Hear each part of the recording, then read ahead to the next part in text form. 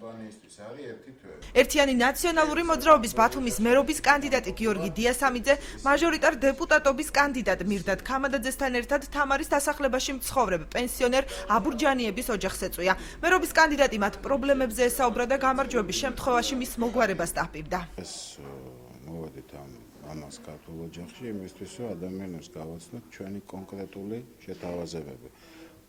დღევანდელი ჩვენი თვითმმართველობის შესაძლებლობებს რაც შეეხება, ხო, იგივე 20 ლარიანი დანამატი პენსიაზე, 100 ლარიანი ვაუჩერი სოციალურად დაუცველი ოჯახებისათვის.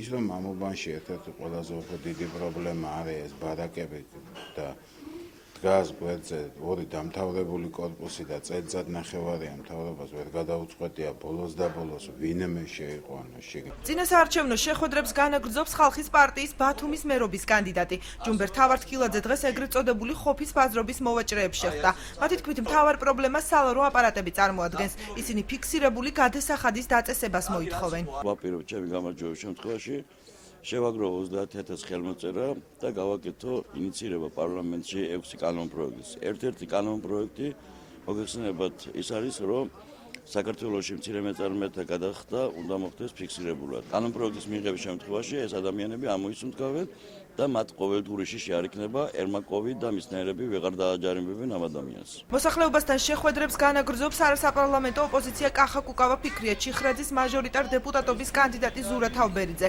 დღეს ის 9 მარტის ქუჩაზე მცხოვრებლებს შეხვდა, ადგილობრივებს წინასაარჩევნო პროგრამა გააცნო. ყველაზე მთავარი არის ის, რომ მოსახლეობა უნდა იცოდეს, ვინ ყავს კონკრეტულ უბანში მაჟორიტარი და მაჟორიტარსა და ასე ვთქვათ, მოსახლეობის შორის უნდა იყოს მუდმივი დიალოგი. მუდმივად უნდა იყოს პრობლემებზე საუბარი და რა თქმა უნდა სახელდაგვარი რაც წლების განმავლობაში იყო, ხოლმე სახელდაგვარი არ უნდა ესმოდეთ ტელევიზიებითა და ასე ვთქვათ, სხვადასხვა გადაცემების საშუალებით, ხო, სადაც მაჟორიტარები ჩანან და უბრალოდ არ არიან უბანში კონკრეტულად დღეს.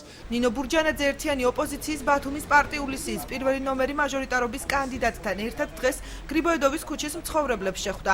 ადგილობრივების პრობლემებს გაეცნო და გამარჯვების შემთხვევაში მის მოგვარებას დაპირდა.